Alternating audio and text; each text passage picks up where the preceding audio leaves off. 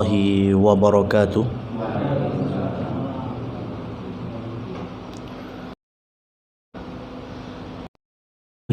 Alhamdulillahi rabbil alamin. Wa bihi nasta'inuhu ala umurid dunya waddin. Asyhadu an la ilaha illallah wahdahu la syarikalah. Wa asyhadu anna Muhammadan abduhu wa rasuluh. Allahumma salli wa sallim ala nabiyyina Muhammad. Rabbana zidna ilma. Allahumma inna nas'aluka ilman nafi'an wa rizqan thayyiban wa amalan mutaqabbala. Amma ba'du.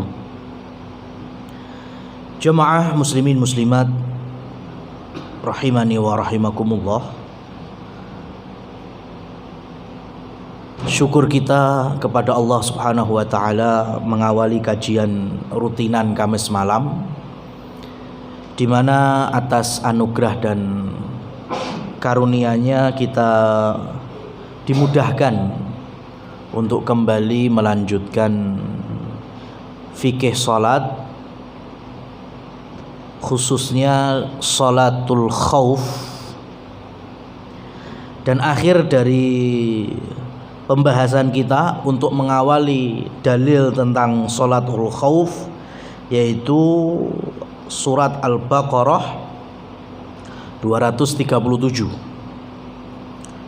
Kita ulangi sebentar firman Allah Subhanahu wa taala, wa in talaqtumuhunna min qabli an tamassuhunna faqad faradtum lahunna fariḍah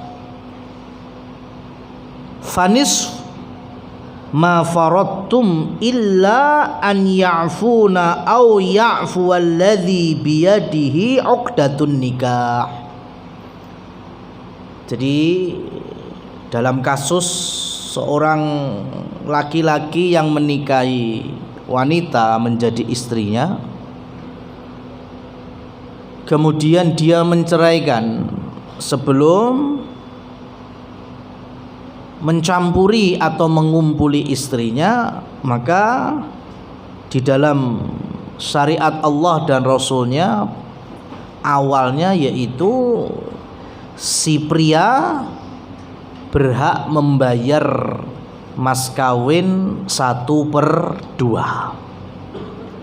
kecuali jika dari pihak wanita mengikhlaskan karena merasa tidak dirugikan, karena belum disentuh bahkan belum dicampuri.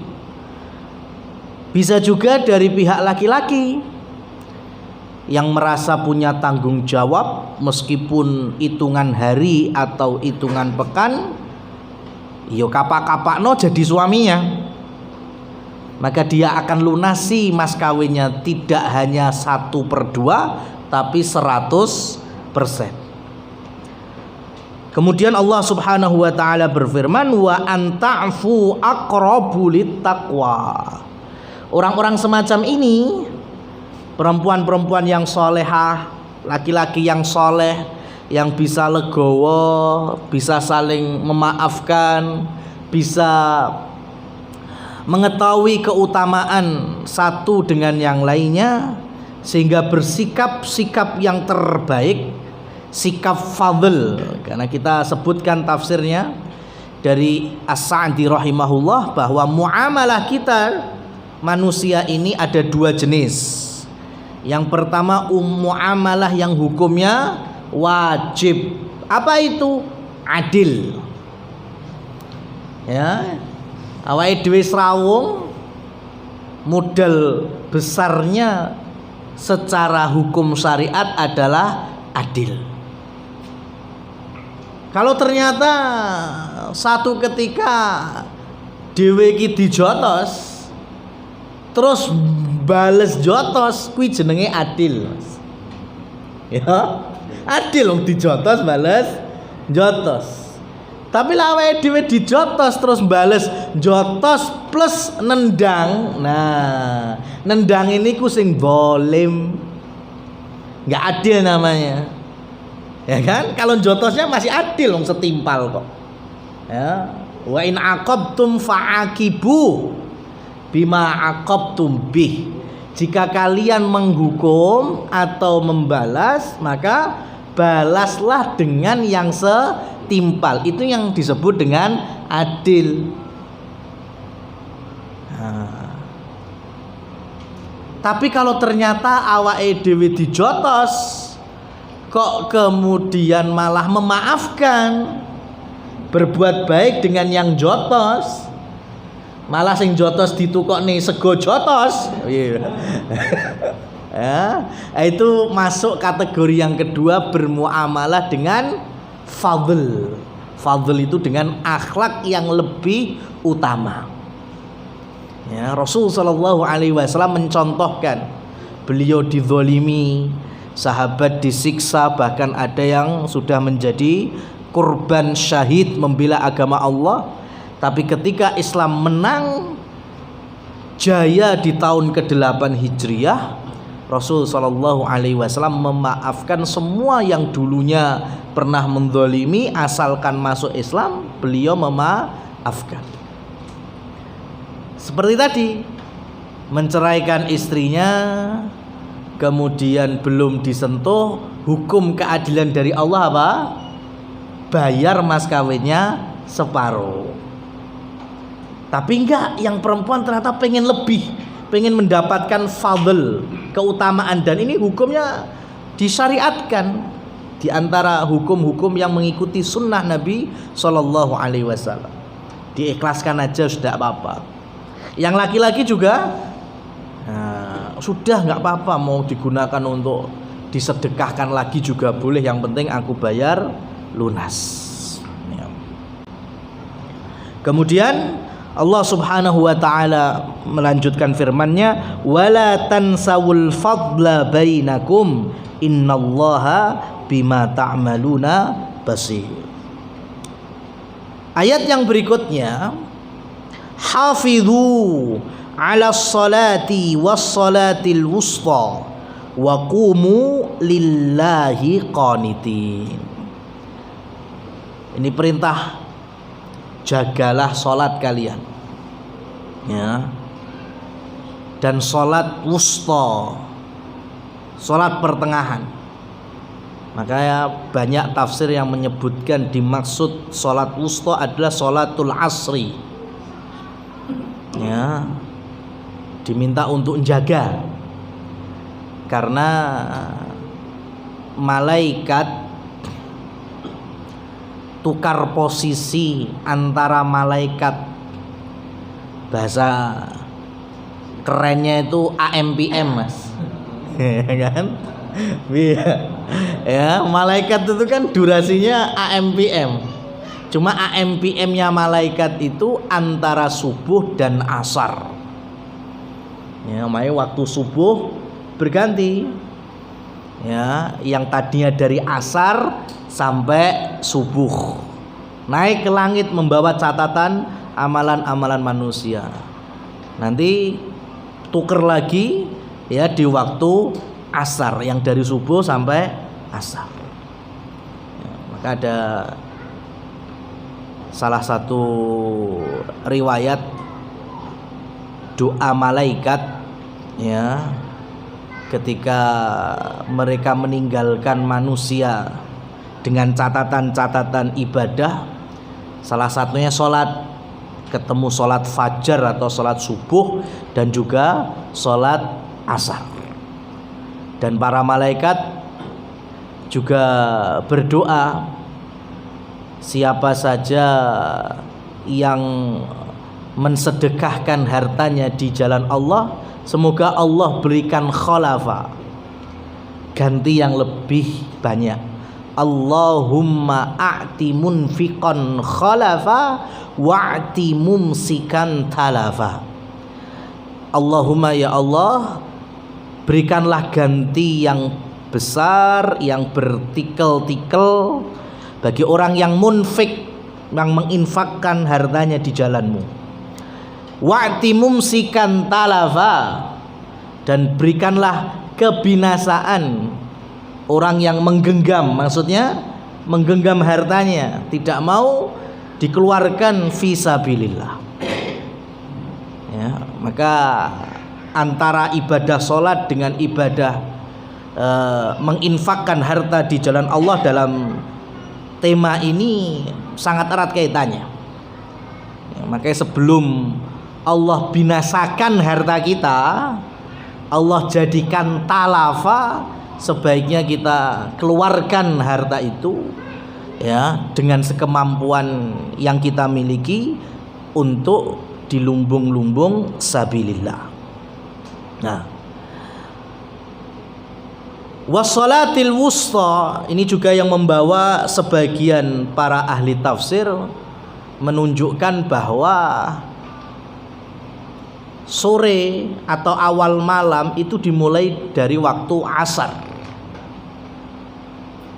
sehingga nantinya ketika Ramadan dan i'tikaf khususnya, ya kan kita seringnya kalau pengen masuk i'tikaf 10 akhir Ramadan dimulai dari waktu maghrib. Nah, sebagian ulama menafsirkan dari ayat ini bahwa sholat yang utama diantaranya itu sholat asar, karena disitulah ada perpindahan malaikat yang mencatat amal-amal manusia. Maka terhitung mulai asar itulah ya seharusnya orang yang mau i'tikaf Ramadan. Jadi supaya mereka masuk itu terhitung dari mulai awal 10 akhir Ramadan i'tikafnya. Nah, wa qumu lillahi qanitin, ya. Dan kita diminta untuk menjadi hamba-hamba Allah yang patuh, yang taat. Ya, ketika ada masalah dikembalikan kepada hukum Allah, hukum Rasul. Farudduhu ilallahi wa rasul. Kalau tadi kita ambil contoh dari ayat terkait dengan rumah tangga, ya, perceraian itu, kasus yang lain ini kronologinya diriwayatkan oleh semua para perawi hadis kecuali satu, Imam Abu Dawud rahimahullah. Jadi hadisnya di dalam Sahih Bukhari ada, Sahih Muslim ada, Sunan Tirmidzi ada, Ibnu Majah ada, semuanya ada. Yang enggak meriwayatkan hadis ini hanya satu, yaitu Imam Abu Dawud. Makanya status hadisnya ini sahih. Rasul sallallahu alaihi wasallam bersabda, cuma saya sampaikan di belakang karena ini ada ceritanya, ada kronologinya. Kronologinya adalah Rasul sallallahu alaihi wasallam didatangi 2 orang membawa keluarga. Yang pertama sahabat yang mulia Sa'ad bin Abi Waqqas membawa nama besar keluarganya. Sahabat ahli surga di antara 10 sahabat Nabi yang dijamin masuk surga. Yang kedua adalah Zam'ah. Zam'ah itu mertuanya Rasul. Rasul punya istri bernama Saudah binti Zam'ah. Ya, Saudah binti Zam'ah. 2 orang ini dengan membawa keluarga besarnya. Zam'ah juga membawa keluarganya. Mereka datang karena memang butuh keadilan. Ya, mereka tahu bahwa hukum Allah dan hukum Rasulnya itu yang terbaik. Ceritanya, Zam'ah itu punya budak wanita. Zaman itu ada perbudakan ya. Ada peperangan, ada pasar budak, ada perbudakan. Bahkan fikih budak juga ada. Budak perempuan Zam'ah itu menjalin hubungan gelap ya menjalin asmara dengan Utbah bin Abi Waqqas. Berarti siapanya Sa'ad bin Abi Waqqas? Dulur lanangi. Ya, dulur lanangi dhewe. Tapi Utbah ini kafir dan mati dalam kondisi musyrik. Ya, di peristiwa perang Uhud. Lah Utbah ini menjalin asmara dengan budaknya Zam'ah sampai mereka melakukan perzinahan. Dan dari perzinahan itu budaknya Zam'ah hamil dan melahirkan bayi. Ya, bayi siapa? Bayi hasil perzinahannya dengan Utbah. Nah, Utbah dalam peristiwa perang Uhud dia ikut di kubunya musyrikin. Perang, ketemu mbek dulur lanange dhewe Sa'ad bin Abi Waqqas. Perang-perangan dhewe itu. Padha duluran padahal. Tapi yang satu ahli tauhid, yang satu ahli syirik. Dan betul Allah tuliskan takdir untuk Utbah tewas di perang Uhud. Mati di dalam kondisi kafir. Nauzubillah. Tapi sebelum tewas, Utbah pesan kepada Sa'ad bin Abi Waqqas. Ya, pesan titip membesarkan anaknya dari hasil perzinahannya dengan budaknya Zam'ah. Ya, dan kultur orang Arab kalau ada anak yatim atau ditinggal mati bapaknya, maka pertanggungjawaban kepada siapa? Saudara laki-laki ayah. Lah iki Utbah duwe dulur lanang sapa? Sa'ad bin Abi Waqqas. Maka dia pesen, ya wahai Sa'ad, aku ki asline duwe anak dari hubunganku dengan budaknya Zam'ah.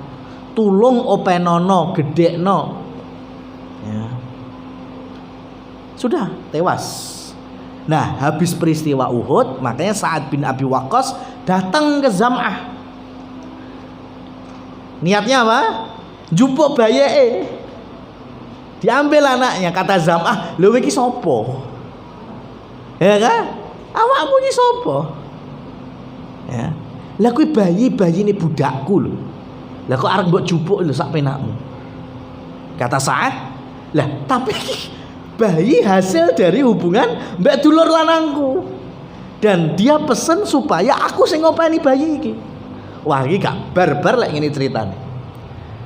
Kita bawa saja ke hadapan Nabi sallallahu alaihi wasallam. Akhirnya di hadapan Nabi cerita kronologisnya ini. Kemudian minta kepada beliau sallallahu alaihi wasallam kepada siapa pertanggungjawaban anak ini. Kemudian Rasul sallallahu alaihi wasallam bersabda. Nah, ini ya hadis yang diriwayatkan oleh 95% para perawi hadis tadi. Sabda beliau, "Al-waladu lil firash walil ahiri al-hajar." Saya ulangi.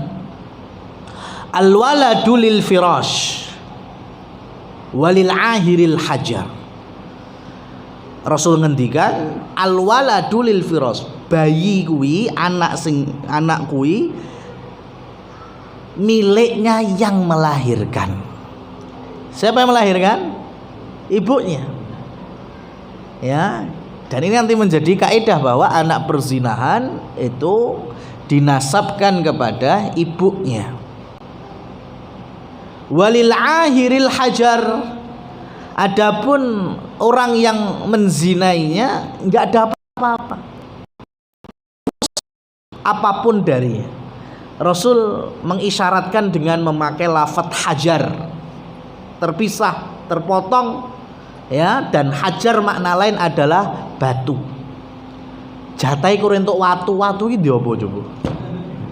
Ya, jatah watu malah ngabot-ngaboti. Ya, apalagi kalau ternyata Utbah itu masuk Islam, umpamanya beriman, watune ndi apa? Untuk menegakkan hukum Allah rajam. Ya, karena Utbah sudah menikah saat itu. Dan ini ma'asyiral muslimin wal muslimat rahimani wa rahimakumullah, Rasul memberikan hukum Allah bahwa anak itu milik siapa? Milik ibunya. Lah ibunya kan budak. Budak itu mesti milik siapa? Tuannya. Berarti anak itu tadi dalam tanggung jawab siapa? Zam'ah. Karena Zam'ah tuan dari budak perempuan tadi. Maka Sa'ad bin Abi Waqqas sama Rasul nggak dikasih apa-apa, kamu nggak dapat jatah. Ya, karena dulur lanangmu itu pelaku yang menzinainya, nggak dapat apa-apa. Maka Sa'ad pulang tanpa membawa bayi tersebut. Nah, kenapa kita harus menceritakan kasus yang hari ini nggak ada perbudakan? Hakikatnya hadis ini menjadi kaidah bagi para ahli ilm, para ulama ketika mengkiaskan status fakta di lapangan dengan pendekatan hadis tadi, meskipun tidak ada perbudakan. Saya kasih contoh fakta di lapangan hari ini, Mas. Ada suami istri sah. Ya, suami istri sah.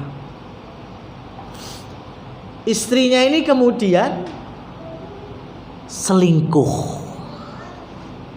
dengan pria lain. Ya. Istrinya tadi selingkuh dengan pria lain. Dan perselingkuhannya itu sampai melakukan hal yang dosa besar, yaitu perzinahan. Dan dari hasil perzinahan, perselingkuhan tersebut, si istri hamil dan melahirkan bayi. Pertanyaannya, bayi yang lahir dari hasil perselingkuhan tadi tanggung jawabnya sapa, Mas? Saya udah ngasih hadis sangat ini kan, tinggal dikiaskan. Ya, berarti bayinya dalam pertanggungjawaban. Jawabannya harus ditafsir.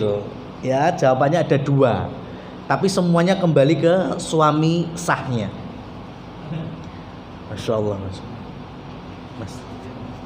Iki lek neng Sukoharjo Kidul, Mas ya. Iki musim jenenge bludu. Ya. Jenengan tahu nggak bludu? Ngene iki lho, Mas. Kan kemarin apa wingenane kan udan. Ini hari-hari ini neng daerah ngisor jembatan Bacem tuh rawame golek iwak. Oh, bladu nggih, Masya Allah. Jare golek iwak sumuk jare. Lah sing sumuk ora trimo iwake kok. Wonge barang melu sumuk. Masya Allah. Napa Mbak bladu Mbak nggih? Kok bludu? Bladu. Masya Allah. Niki nggih usum ngoten niku to. Oh, nggih sakniki. Bengawan to? Nggih, bladu. Nggih, kula lanjutne mau. Suami itu punya dua sikap. Dia mau milih yang mana? Sikap yang pertama yaitu memaafkan. Enak ora kira-kira? Ya lek umpama enek, kan cerita kan dienek-enekno ya. Suami ini memaafkan istrinya. Ya mungkin saat durunge memaafkan ya nyeneni mungkin. Sudah nasihati, Dik. Awakmu jangan mengkhianati rumah tangga kita. Ya, mengkhianati cintaku semacam-macam. Ya, kok iso ngono. Tapi ujung-ujungnya ya wis lah. Aja sampai baleni, nah ini terakhir kali boy. Ya, aku memaafkanmu. Nah, kalau suaminya memaafkan istrinya, berarti kan nggak ada perceraian, nggak sampai pisah. Jeneng maaf, berarti kan masih menjadi suami dan istri yang sah. baik secara hukum agama dan negara. Ya, maka kalau suami yang mengambil sikap yang pertama, anak hasil selingkuhnya itu pertanggungjawaban ada pada suami. Persis kayak budak tadi. Kan anaknya milik siapa? Milik ibunya yang melahirkan. Tapi ibunya budak mesti punya tuan. Siapa tuannya? Zam'ah. Lah namanya istri kan ada yang punya. Siapa yang punya? Suami. Berarti anak hasil selingkuhannya tadi tanggung jawab ada pada suami yang sah. Kuwi lek memaafkan, Mas. Ya. Ya kaya campur sari nih sampean iki lho, Mas. Sing biyen rodok viral anggi-anggi orang-orang. Ya kan, ora melu gawe melu ngomong jare. Masyaallah. Wis ono wae. Ya. Nah, ini yang pertama, sikap yang diambil. Sikap yang kedua, suami gak terima ceritanya. Dia merasa terkhianati. Ya. Dia mungkin bahkan jadi benci mbak istrinya itu. Akhirnya dia ambil sikap yang kedua, yaitu datang ke hakim muslim atau ke qadhi Islam. Kalau di kita ya diwakili oleh KUA, ya, di bawah Departemen Agama RI. Nah, di depan hakim muslim sampaikan bahwa istriku telah melakukan perselingkuhan, bahkan dari perselingkuhannya hamil dan melahirkan anak. Dan saya tidak ridho akan hal ini. Saya tidak mau, ya, saya mengucapkan li'an atau mengambil mula'anah. Dalam fikihnya biasa disebut dengan li'an. Dan nanti hakim Islam ketika suami telah li'an dengan istrinya, maka si hakim akan memutus hubungan mereka, memisahkan mereka berdua selama-lamanya dan tidak bisa kembali apapun kondisinya. Kalau cerai atau tolak, ya, cerai pertama, cerai kedua itu ada rujuk. Tapi kalau li'an enggak.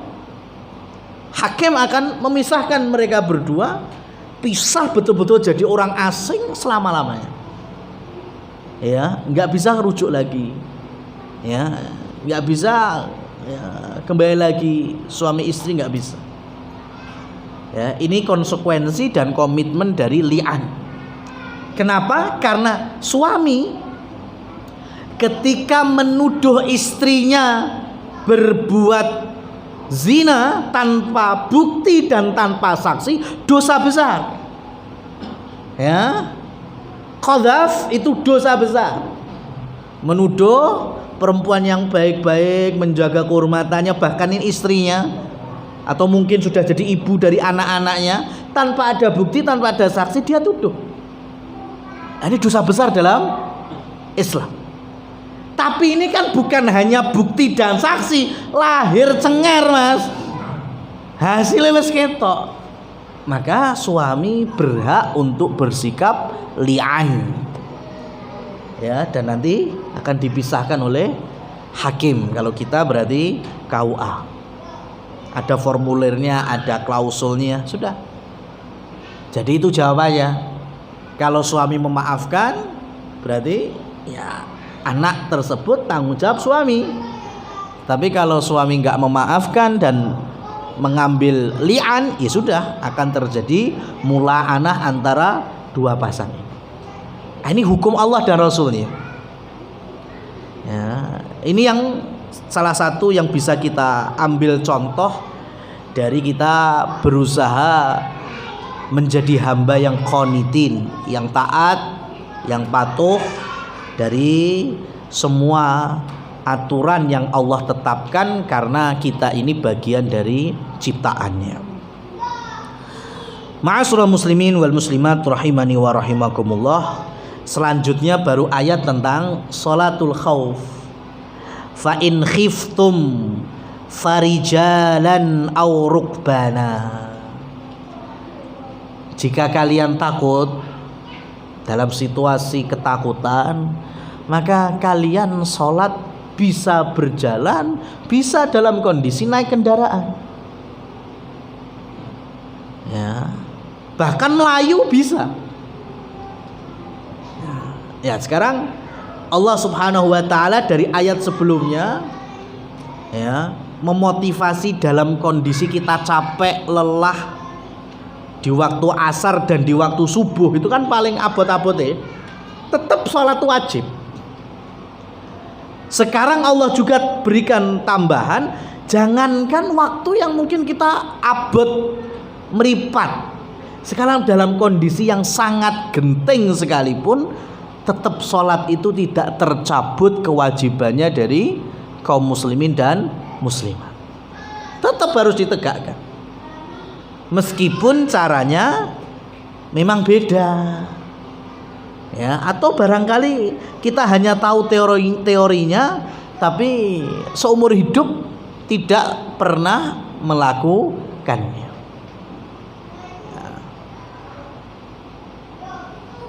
Sholatul khauf, makanya saya ringkeskan jadi dua. Sholatul khauf karena muqabalah, bertemunya dua pasukan. Pasukan berarti pasukan muslimin dengan pasukan kafir yang memerangi Islam,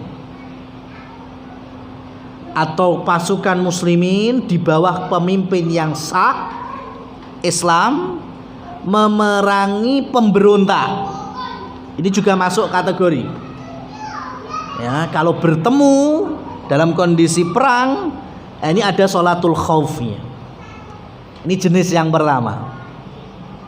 Jenis yang kedua, sholatul khauf bukan karena hanya pertempuran atau bertatap mukanya dua pasukan, tapi karena ada sesuatu yang lain yang memang di situ ada status mengkhawatirkan, ya, ada ancaman, ada ultimatum, ya, sehingga dari dua ini nanti akan menghasilkan cara sholat yang juga berbeda.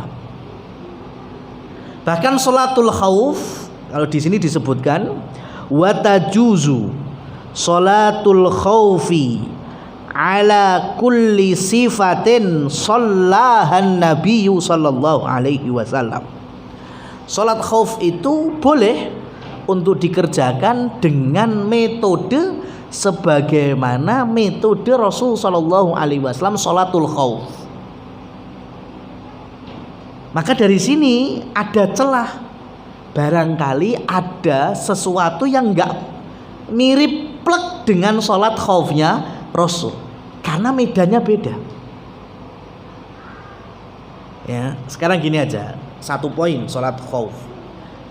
Seumur hidup Nabi Muhammad sallallahu alaihi wasallam, beliau itu kalau sholatul khauf dalam pertempuran itu pasti dalam bentuk qasar, ya, dalam bentuk qasar. Qasar itu berarti sholat yang awalnya 4 rakaat jadi 2 rakaat, ya. Maka hari ini kita bisa bertanya, lelek maghrib piye? Ya, kalau maghrib gimana? Karena nggak ada riwayat Rasul Shallallahu Alaihi Wasallam sholatul khauf maghrib. Ya, makanya semua riwayat sholatul khauf Nabi bersama para sahabat mesti 2 rakaat. Pasti. Ya. Kenapa? Ada yang tahu jawabannya? Karena zaman dulu itu lek matahari terbenam perang gak ono, Mas. Gak ketok. Ya, berhenti perang. Ya. Sehingga potensi untuk sholat maghrib dilakukan normal itu terjadi, Ya, jadi di zaman Nabi Shallallahu Alaihi Wasallam pelaksanaan sholatul khauf itu rata-rata di siang hari antara sholat duhur sama sholat asar.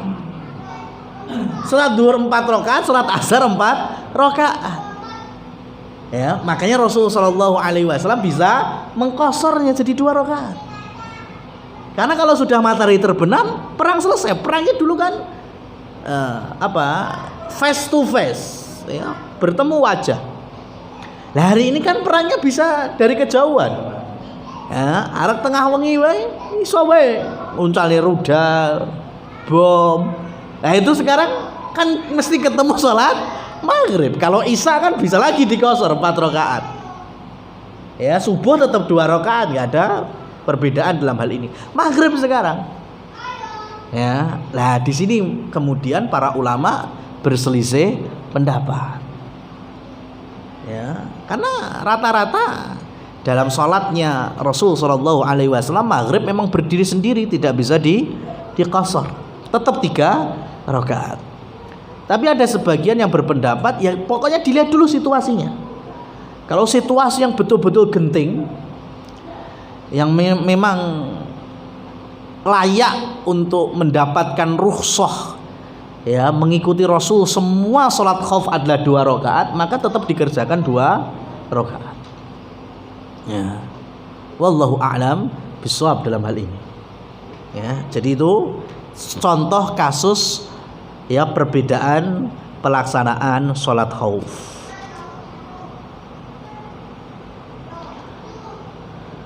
Faminha, di antara metode sholat khaufnya Rasul Shallallahu Alaihi Wasallam yaitu hadis Saleh bin Khawwat amman shalla ma'an Nabi Shallallahu Alaihi Wasallam yauma dzatir riqa sholatul khaufi, di hari pertempuran dzatur riqa.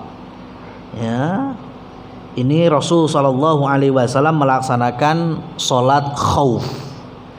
Bagaimana? Pertama, anna ta'ifatan saffat ma'hu wa ta'ifatan wijahul adu. Ya, jadi metode yang pertama yaitu ketika musuh itu ada searah dengan arah kiblat.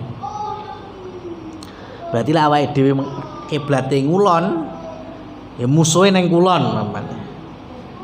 Maka berdiri paling depan imam. Kemudian ada 2 shaf prajurit. Salat khauf itu sebisa mungkin dibikin 2 shaf.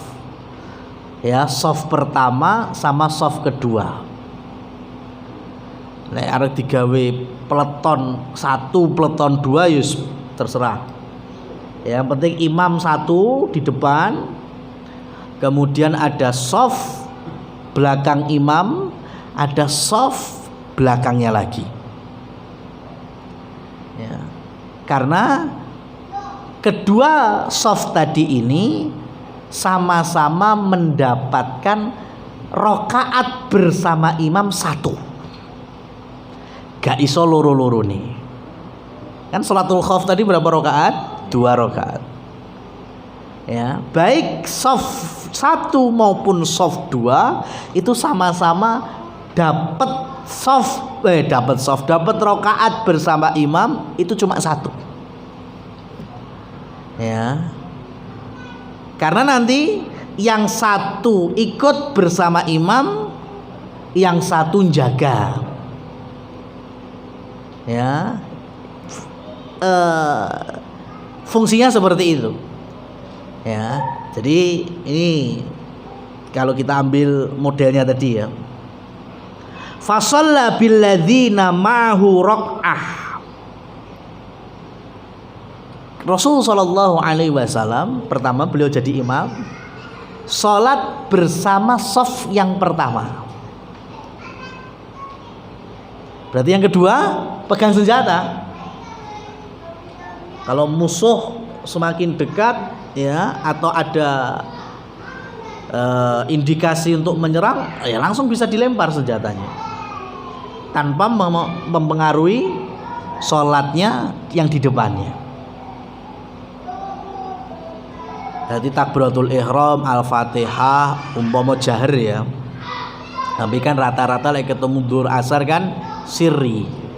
Dah kemudian ruku, sujud ya, duduk di antara dua sujud. Kemudian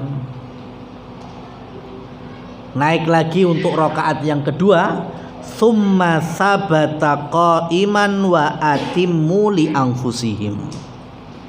Imam berdiri rakaat kedua, makmum di belakangnya ya, peleton satu tadi, mereka melanjutkan sholatnya sendirian ya, dewi-dewi gitu Mas. Imamnya tetap berdiri sudah sampai tahiyat akhir gitu kan. Kemudian mereka akan mundur atau berbalik, genti njogo, sing keloro genti sing maju, kemudian ikut bareng imam. Imamnya rakaat berapa tadi? Kedua, peleton yang B atau yang kedua di belakangnya tadi baru dapat satu rakaat. Ya, sehingga nantinya mereka akan menambahi satu rakaat. Ini cara yang pertama. Jadi kayak wong masbuk. Cara yang kedua di dalam hadis ini, waja'at ta'ifatul ukhra fa shalla bihim raqmah allati baqiyat thumma thabata jalisan wa atimmu li anfusihim. Jadi imam rakaat kedua mengimami peleton B sampai imamnya tahiyat, tapi nggak salam ya, tapi nggak salam. Ketika lagi tasyahud akhir, ini kan masih kurang siji, baru satu rakaat bersama imam. Mereka akan nambah lagi satu rakaat. Kemudian mereka juga tahiyat semuanya, baru nantinya salamnya bersama-sama imam. Ya, ini dari hadis yang kita sampaikan. Ya, summa sallama bihim muttafaqun alaih. Baru nanti bareng-bareng salam bersama imam. Ya, makanya kita sebutkan dalam hadisnya setidaknya ada 6, dipecah lagi bisa menjadi belasan dan lain seterusnya. Itu kalau musuhnya ada di arah kiblat. Kalau musuhnya tidak ada di arah kiblat, berarti peleton B atau yang kedua dia harus searah dengan musuh. Sing sholat kan kapan-kapan sholat kan harus ngadep kiblat. Ya, kalau bisa ngadep kiblat dulu. Jadi imam sama barisan yang pertama ngadep kiblat. Yang lain mungkin musuhe kongetan, berarti ngadep ngetan, membelangi kiblat. Musuhe kolor ngadep ngalor, muslim itu ngadep ngidul. Sampai yang pertama tadi tuntas, bubar, ya, ganti maju lagi ke arah kiblat, sing bar yang ganteni posisi mereka. Ya, itu model sholatul khauf. Saya nggak panjang lebar, engko lek enek kejadian baru kita ini lagi ya. Wa idza istaddal khauf sallu rijalan wa rukbanan ilal qiblati wa ila ghairiha yu'ammi'una birruku'i was sujud. Nah, ini yang beda nih banget. Kalau yang tadi belum kelihatan beda. Bedanya cuma pertukaran soft saja. Gerakannya masih ada, gerakan rukuk bersama imam, sujud bersama imam. Nah, selanjutnya jika kekhawatiran itu dahsyat, ya, berarti bisa aja ketika di medan tempur atau di peristiwa-peristiwa bencana alam atau dikejar orang yang ingin membunuhnya, tapi dia dalam kondisi sholat, maka dia nggak perlu membatalkan sholatnya. Dia boleh sholat dalam kondisi berjalan, berlari, menghadap kiblat atau tidak menghadap kiblat.